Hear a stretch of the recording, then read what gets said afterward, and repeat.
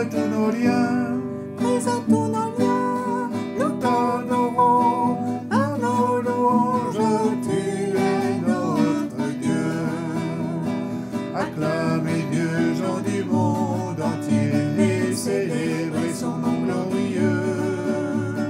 Honorez-le à vos louanges, dites à votre Dieu tes louanges éclatent dans nos cœurs, éclate dans nos cœurs, nous t'adorons à nos louanges, tu es notre Dieu.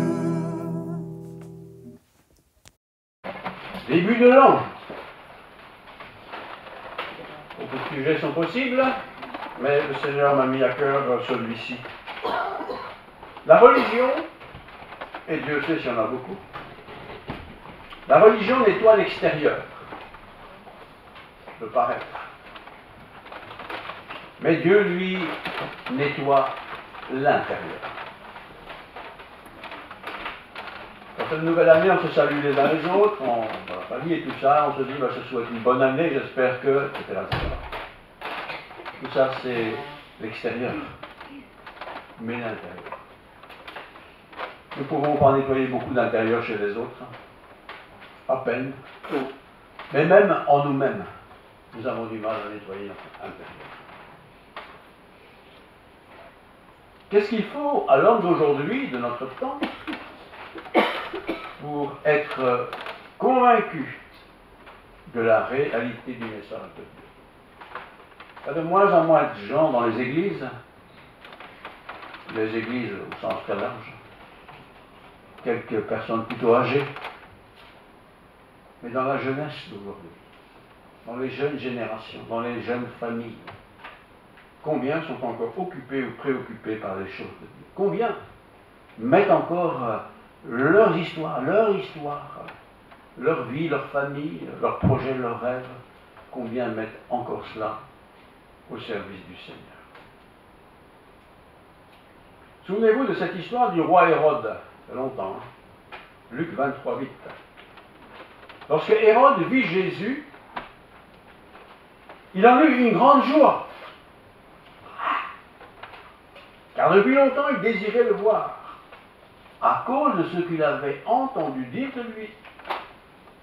Et en secret, il espérait qu'il ferait quelques miracles. Il voulait voir Jésus, mais surtout il voulait voir des miracles. Pourquoi sommes-nous là ce matin? Pour voir des miracles? Pour prier que Dieu accomplisse ou réalise ce que nous espérons? Ou sommes-nous là, frères et sœurs, pour écouter Dieu, entendre Dieu? Alors ce même Hérode, un peu plus loin, verset Luc 23, 11, Hérode avec ses gardes traita Jésus avec mépris. Traita Jésus avec mépris. Et après s'être moqué de lui, de l'avoir revêtu d'un habit éclatant, il le renvoya à Pilate. Quelque temps après, il serait crucifié. Méfions-nous des gens et des personnes, et peut-être de nous-mêmes, qui prétendons être de bons croyants, qui prions régulièrement, qui. Qu'est-ce qui nous motive? D'abord ce matin, pourquoi sommes-nous là longtemps? Qu'est-ce qui m'a motivé? Matthieu 12, je vais vous le lire, versets 38 à 45. Après, quelques-uns des scribes et des pharisiens prirent la parole et dirent, donc Jésus vient de faire toute une explication de choses, Maître, donc ils ont écouté un discours de Jésus, Maître, nous voudrions te voir faire un miracle. Nous voudrions te voir faire un miracle. Jésus leur répondit, une génération méchante et adultère demande un miracle. Il ne lui sera donné d'autre miracle que celui du prophète Jonas. Tellement longtemps avant. Vous connaissez l'histoire du prophète Jonas. Car de même que Jonas fut 3 jours et 3 nuits dans le ventre d'un grand poisson, de même le Fils de l'homme sera 3 jours et 3 nuits dans le sein de la terre. Les hommes de Ninive se lèveront au jour du jugement.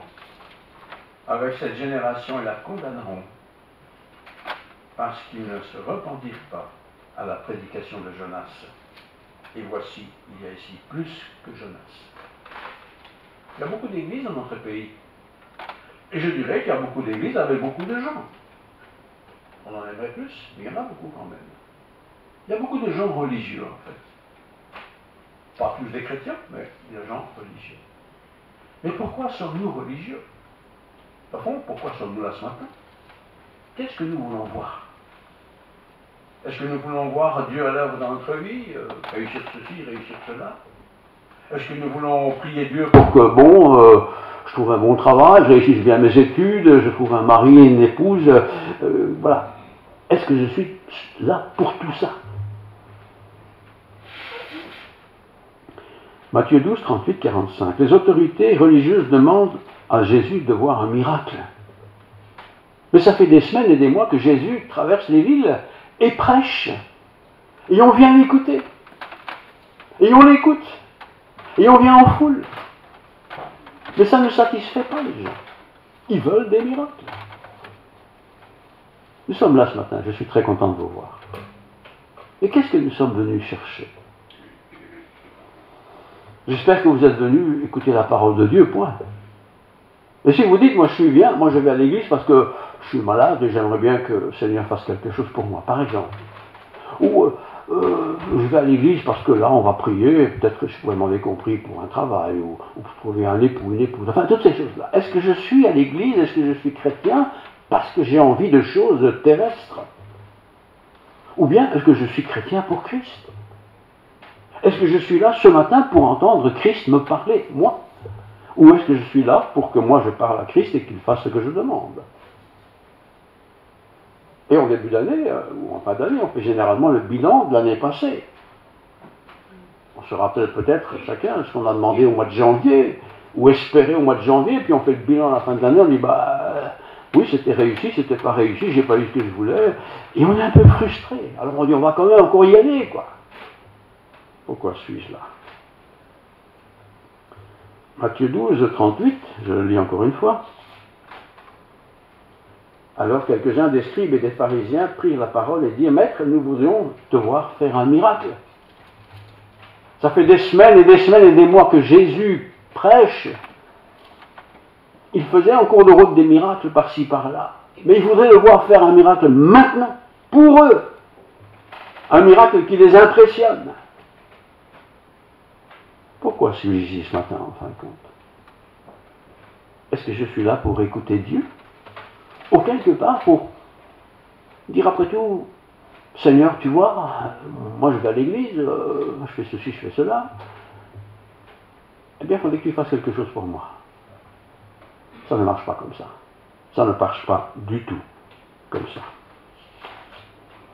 Jésus répondra par une parole assez étonnante.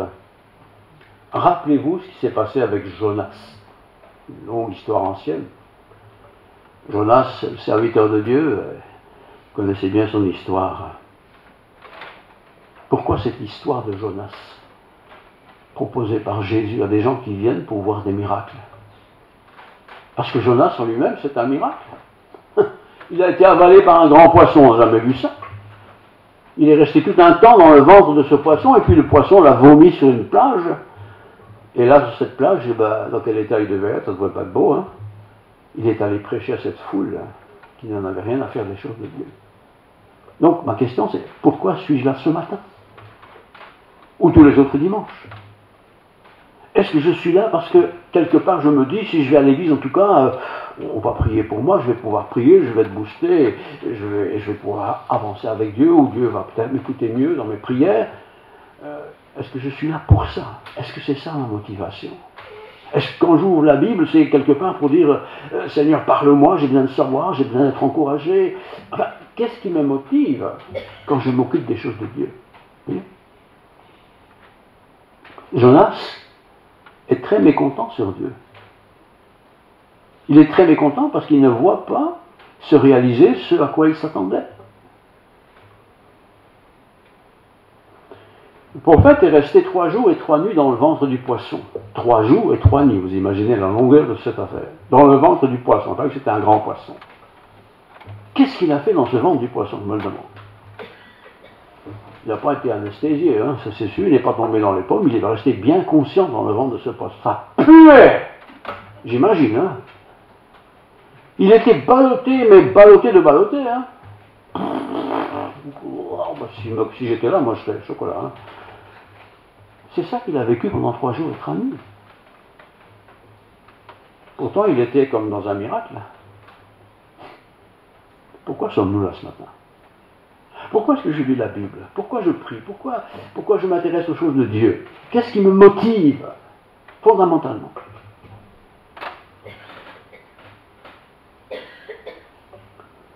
Jonas fait partie du peuple de Dieu. Jonas était de Geth-Hefer, je ne sais pas où ça se trouve, mais ça se trouve près du pays de Galilée, dans le nord, donc. Chapitre 5, pas très loin de Nazareth. Tiens, Nazareth. Nazareth, c'est justement là où Jésus, beaucoup plus tard, va apparaître et grandir. Jésus était de Nazareth. Jonas était aussi à Nazareth.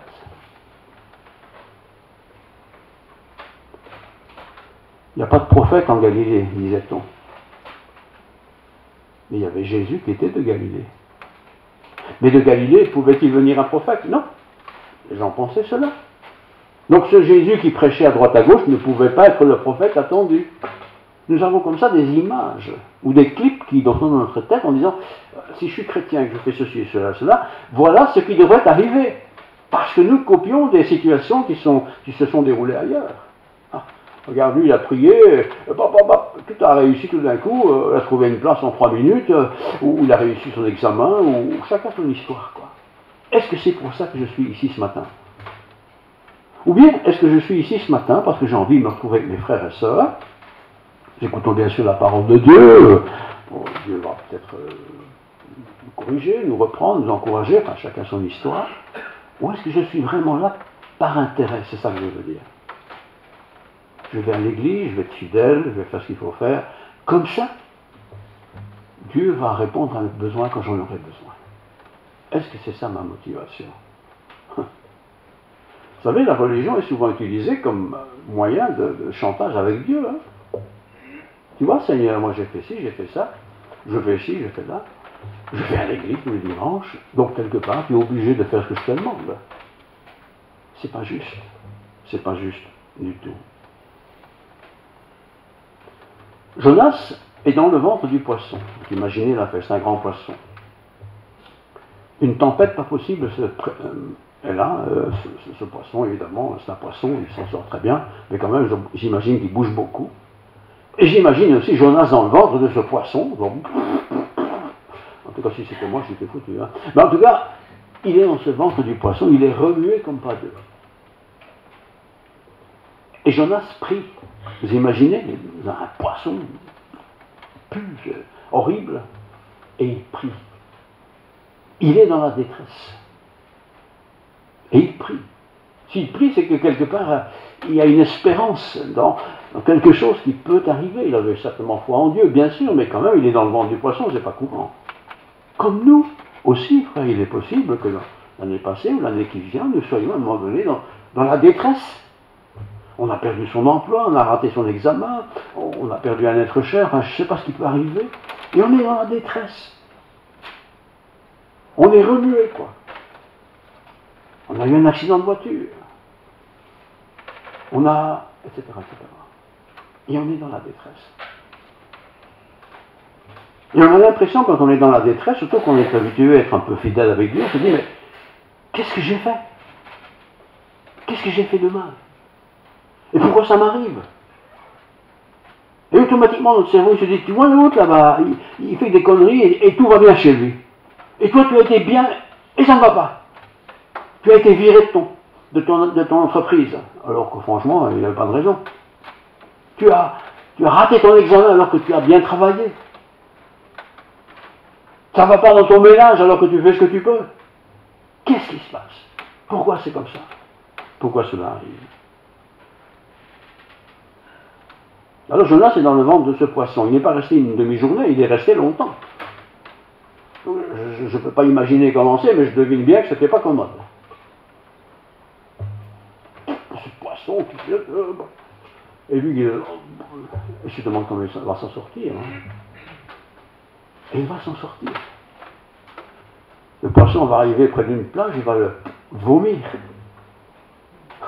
Vous imaginez Jonas sortir de ce ventre de poisson, la peau est toute fripée, c'est comme ça que ça va, hein.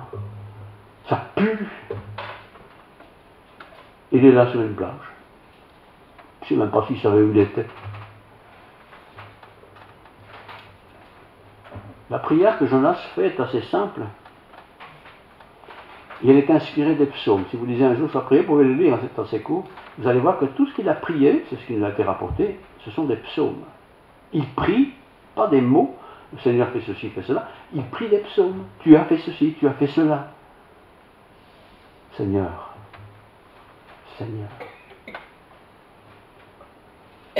La prière nous fait monter quelque part comme le poisson, comme Jonas est sorti du poisson. Imaginons le poisson dans cette mer tumultueuse, elle va à droite, à gauche, etc. Et puis elle arrive sur cette plage, le poisson se calme, et Jonas sort du ventre du poisson. Dans quel état?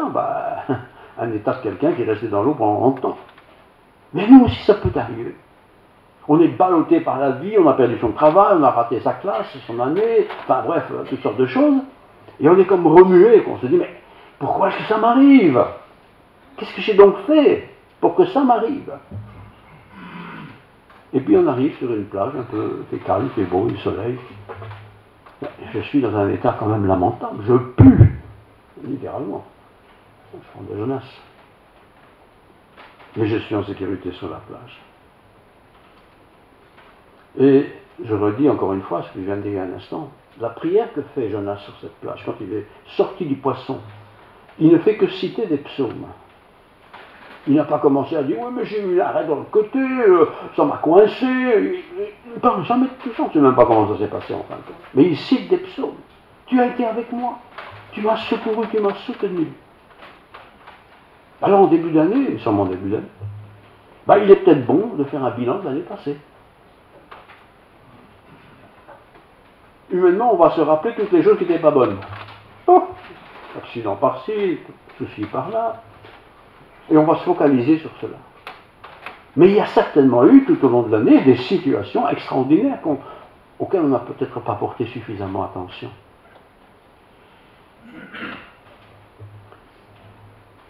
Jésus est Jésus. Les apôtres, un jour, ont posé la question comme ceci à Jésus. « Maître, nous désirons voir un signe de ta part. » Ce sont les disciples, ils sont avec Jésus, ils n'ont vu que ça, des miracles, des choses, des interventions de Dieu. Et puis, à un moment donné, il dit, « Maître, on aimerait avoir un signe. » Ils en ont eu beaucoup. Hein. Quelqu'un lui dit, comme par hasard, « Voici ta mère et tes frères sont dehors et cherchent à te parler. » Ta mère et tes frères cherchent à te parler. Comme si Jésus avait négligé sa mère et ses frères. Comme si Jésus n'avait jamais répondu à la question. Voici ta mère et tes frères veulent te parler. On aimerait que Dieu nous parle. Et je pense que certains voudraient bien entendre Dieu leur parler. Ta mère et tes frères sont dehors, ils veulent te parler. Mais il avait déjà parlé souvent. Très souvent. Comme Dieu nous a parlé très souvent. Nous sommes au début de l'année, vous savez tout ça, on prend des dispositions pour l'année qui vient. Mais si je réfléchis à l'année passée, peut-être qu'à la même époque l'année passée, j'ai pris des engagements, je me suis dit je vais faire ceci, je vais faire cela, j'aimerais bien ceci, cela.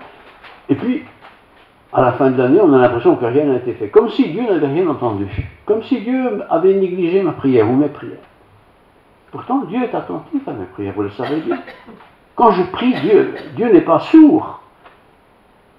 Dieu ne demande pas que je fasse des courbettes et des... Non, il entend mes prières. Parfois, nos prières que l'on fait en étant en voiture, ou la prière qu'on fait avec d'autres, ou n'importe. Dieu entend mes prières. Dieu n'est pas sourd. Les scribes et les pharisiens à l'époque de Jésus sont quand même gonflés. Hein. Ils demandent à Jésus, fais un miracle afin qu'on croie en toi. Mais ils ont vu les miracles. Ils ont été informés des miracles. C'était quand même les chefs, ils étaient informés de ce qui se passait dans la cité.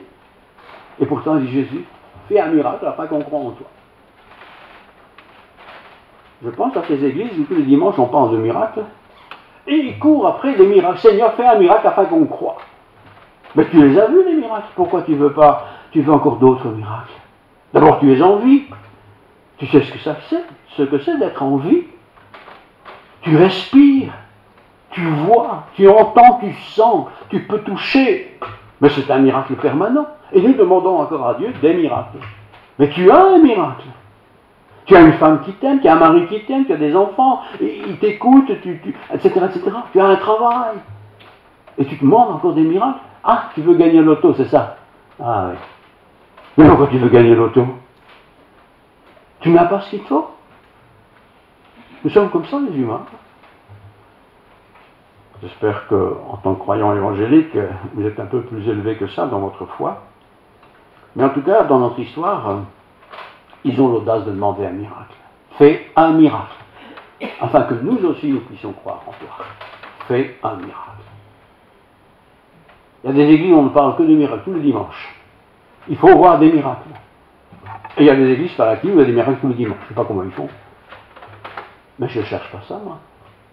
Vous êtes les miracles. Enfin, mes miracles. Vous êtes les miracles. Nous sommes les miracles, puisque nous sommes là, en tant qu'enfants de Dieu. Et nous ne sommes pas ici pour dire en fin de compte, ben voilà, j'aimerais bien ceci ou cela, Seigneur, fais un miracle. Pourquoi j'ai besoin de voir un miracle? Je respire, je vois, j'entends, je marche, je peux courir, je peux toucher, peut-être un jour ça ne marchera plus, mais ça ne fait rien, j'aurai d'autres choses. Mais c'est un miracle permanent. C'est un miracle permanent. Apprenons à être reconnaissants. Jonas est resté 3 jours et 3 nuits dans le ventre du cétacé, vous le savez comme moi. Comme le Seigneur Jésus est resté 3 jours et 3 nuits dans le sein de la terre. Belle image déjà. 3 jours et 3 nuits dans le ventre du poisson. 3 jours et 3 nuits dans le sein de la terre. C'est-à-dire dans une non-vie quelque part. Ben, peut-être certains ont passé par des moments difficiles. Certains, certainement. Et c'était comme si c'était un peu la fin de l'histoire, quoi. C'est pas la fin de l'histoire.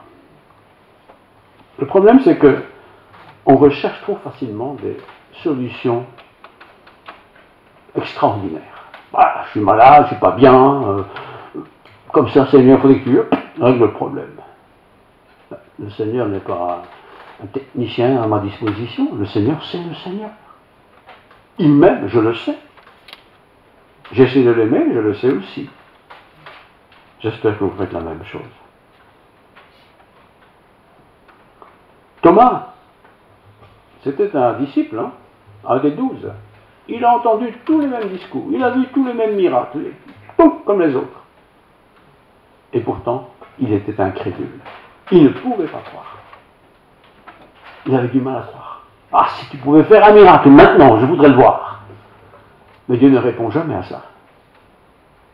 Parce que Dieu n'est pas à notre disposition. Sa famille à Jésus, dans l'histoire que je viens de lire, était quand même déroutée par l'attitude de Jésus. Donc ses frères et sœurs, hein, ils sont plus jeunes, étaient déroutés par Jésus. Ils ne comprenaient pas ce Jésus. Il avait l'air de s'occuper plus des gens que de cette famille, de sa famille. Pourquoi? Matthieu 3, 21, je vous lis. C'est assez extraordinaire. Matthieu 3, 21.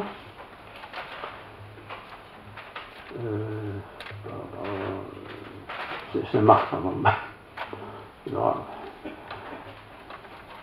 C'est Marc 3. Attends, j'ai bien écrit à la machine, ça devrait pouvoir aller, c'est vrai. 3, 21. 3, 21.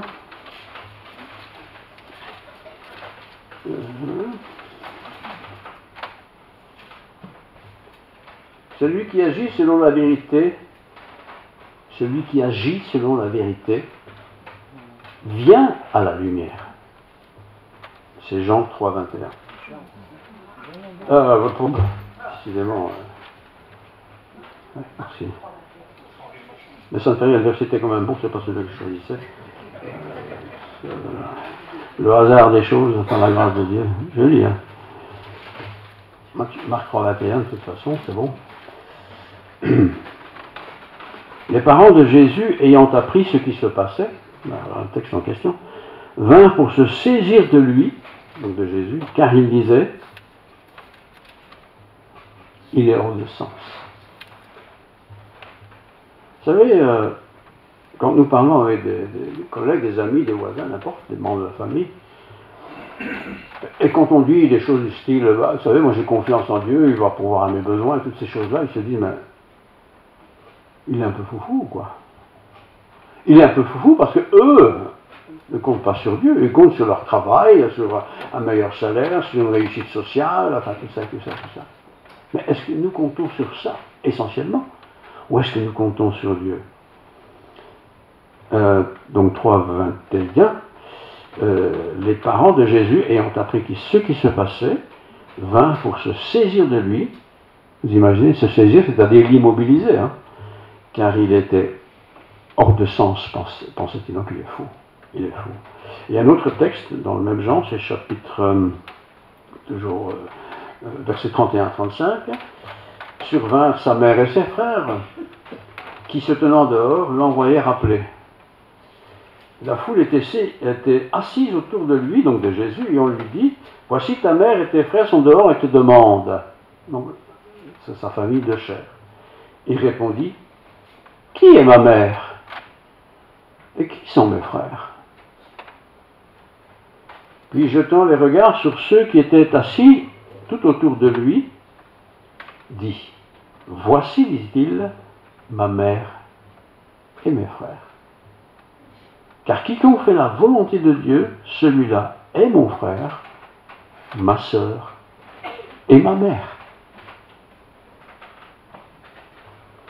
Si on fait le bilan de l'année passée, et nous faisons tous un peu ça, hein, qu'est-ce que j'ai fait? On a fait beaucoup de choses. Mais est-ce que j'ai fait la volonté de Dieu, mon Seigneur? Est-ce qu'au contraire, j'ai entendu, mais je n'ai pas exécuté? Parce que ça ne me convenait pas. Ou ça me semblait être... ça n'était pas apporté, par exemple. Qu'est-ce que j'ai fait l'année passée? Sa famille de Jésus, c'est le frère aîné, est déroutée par ce qu'il fait et ce qu'il dit.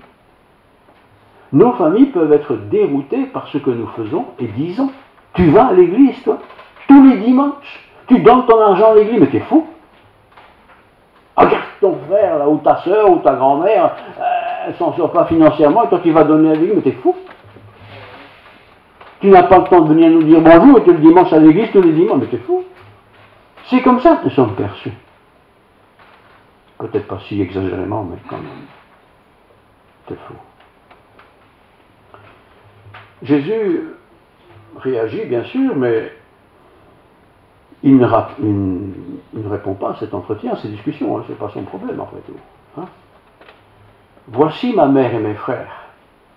Ton frère et ta mère, les vrais, les physiques sont là. Et puis Jésus, imaginez-moi ça, dit, voici ma mère et mes frères. Là. Vous êtes aussi, vous, mes frères et ma mère. C'est pas vous qui m'avez mis au monde. C'est pas vous qui m'avez nourri, mais vous êtes mes frères et ma mère dans le Seigneur. Et c'est pourquoi, quand on devient chrétien, très vite on change un peu nos relations. Nos parents physiques, restent nos parents, bien entendu. Nous aurons de l'amour pour eux, nous aurons de l'attention pour eux, bien sûr, c'est très juste. Mais nous aurons aussi autant d'amour pour nos frères et sœurs dans la foi. Parce qu'il y a quelque chose de plus que simplement ce qui est naturel, il y a ce qui est spirituel. Je ne pourrais peut-être pas prier avec ma mère, parce qu'elle n'est pas croyante, mais je peux prier avec quelqu'un qui est croyant, qui n'est pas ma mère. Je peux comme ça étendre, bien sûr, la réflexion. Conclusion pour tout ceci. La religion, frères et sœurs, nettoie l'extérieur. Quelle que soit la religion. Elle nettoie l'extérieur parce que je m'adapte au rite et au règlement de la religion. Mais une relation avec Dieu, c'est très différent. La relation avec Dieu nettoie pas l'extérieur, elle nettoie avant tout l'intérieur.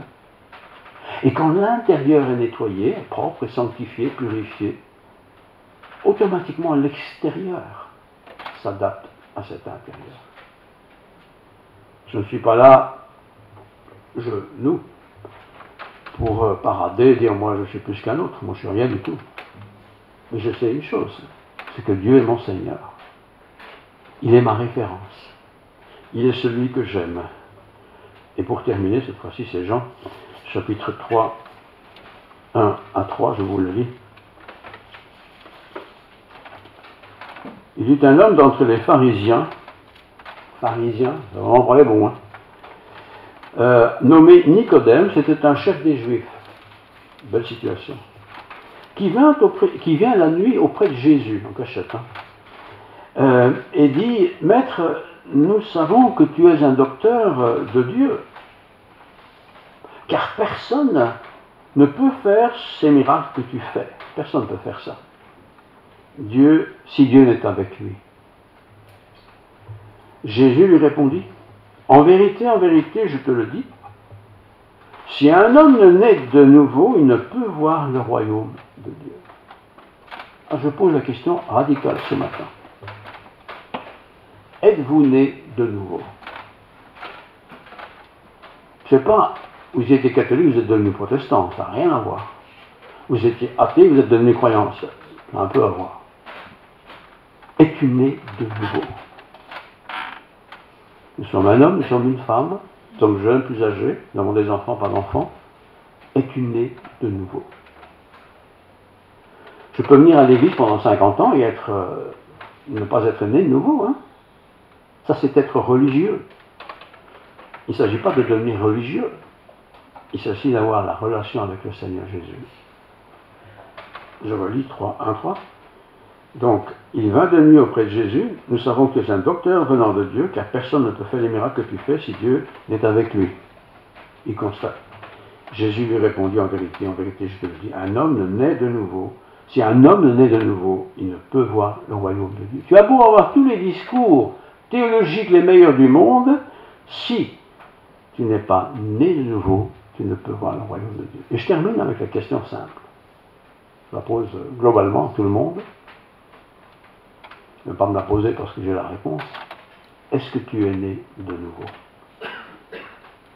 Avant, tu étais peut-être dans l'église catholique, pratiquant tout ça. Et maintenant, tu es ici. Tu as dit, oh, c'est plus sympa là, parce que ci, parce que là. C'est pas ça qui est important. Est-ce que tu es né de nouveau? Et quand on est né de nouveau, forcément, on est différent. C'est né de nouveau. C'est une autre naissance. Peut-être avant, j'étais croyant pratiquant. Mais il ne s'agit pas d'être croyant pratiquant dans une autre communauté où on fait les choses différemment. Il s'agit d'être croyant qui pratique ce qu'il croit dans la nouvelle naissance. Et c'était ça l'expérience de ce que nous avons lu dans le texte de Jean. Nicodème, cet homme religieux, a dû entendre Christ. Il a vu le Christ à l'œuvre, il a vu le miracle, tout ça. Il a dû entendre Christ dire, il faut que tu naisses de nouveau. C'était un intellectuel, c'était un religieux, c'était un savant, beaucoup de choses à côté certainement. Il faut que tu naisses de nouveau. Et il n'a pas compris. Tu veux que je rentre dans le ventre de ma mère? C'était une espèce de boutade, quoi. Il faut que tu naisses de nouveau. Si tu ne nais pas d'eau et d'esprit, tu ne peux entrer dans le royaume de Dieu. Alors, pour conclure toute l'histoire, retenez ce que je vais dire maintenant. Si tu veux avoir l'assurance que quand tu mourras, tu seras près de Dieu, il n'y a pas 36 solutions. Ce n'est pas parce que tu as fait tant de choses, et belles et magnifiques choses, c'est de savoir si le Christ est entré dans ta vie. Il faut que Christ entre dans ta vie, il ne te force pas, il ne va pas y entrer de force. Il frappe à la porte. Si tu ouvres la porte de ton cœur, j'entre chez toi. Je soupe avec toi et toi avec moi. Alors ouvrir son cœur, qu'est-ce que ça veut dire concrètement et pratiquement? Ça ne veut pas dire qu'il faut aller faire à l'hôpital, aller faire un trou, mais ça veut dire, Seigneur, voilà, je remets ma vie entre tes mains. Deviens le patron de ma vie. Je ne vais pas demander à Dieu de devenir le patron de ma vie, comme ça je vais voir des miracles, je vais trouver un travail demain matin, je vais trouver un mari, une épouse, non, c'est pas ça. Ça, c'est des cadeaux de Dieu que Dieu fait. Mais j'aurai une autre relation avec Dieu. Une autre relation qui sera pour moi paix, sécurité, assurance. Les questions que je me posais du style si je meurs demain, je vais en enfer, je vais avec Dieu, etc., etc., et toutes les autres questions qu'on peut se poser, tout ça va disparaître, se dissoudre. Il y aura encore des questions, hein, mais ça va être dissous parce qu'on est dans la présence de Dieu. Dans notre histoire que nous avons lue brièvement dans le Nouveau Testament, beaucoup de gens ont entendu les choses, mais qui a suivi Jésus? Pas beaucoup de monde. Hein. Nous prêchons, nous partageons, nous communiquons, nous faisons ce que nous pouvons pour faire connaître l'Évangile. Chacun entend, tantôt d'une manière, tantôt d'une autre. Comment il répond? C'est sa responsabilité. Et ne parlons pas des autres, parlons de nous ce matin. Et je termine vraiment, 100%. Est-ce que Christ est dans ta vie? Christ est ma vie, dit l'Écriture. Eh bien, si Christ est ta vie, sois tranquille. Quand tu quitteras cette terre, tu seras avec le Christ. Sois tranquille quand tu auras un souci, Christ sera avec toi. Sois tranquille si tu es malade, Dieu t'accompagne. Sois tranquille quand tu seras à l'aube de ta mort, Dieu est avec toi. Sois tranquille, sois assuré. Alors voilà, c'est le début de l'année. Je vous invite à entrer dans cette assurance, non pas en m'écoutant moi, mais en écoutant le Seigneur, mais surtout en laissant le Seigneur prendre sa place. Prions. Seigneur, merci pour ta parole. Déjà, Jonas, autrefois, a été englouti par ce poisson. Ça a été terrible quand il a été vomi sur cette plage. On imagine la scène. Cette foule qui était là, qui te pose des questions, était perplexe parce qu'ils étaient religieux, ils étaient juifs, ils étaient pratiquants peut-être. Mais ils n'avaient pas la sérénité ni la tranquillité. Et nous, peut-être ce matin, nous venons ici parce qu'on se sent bien, on entend des choses qui nous plaisent bien, c'est une belle formule, pensons-nous, mais tout ça n'est rien si nous n'avons pas Christ en nous. Ah, Seigneur, nous voulons t'ouvrir tout grand notre cœur. Prends la place que tu désires avoir, mais surtout que nous puissions entendre ta voix. Tu nous as laissé ta parole.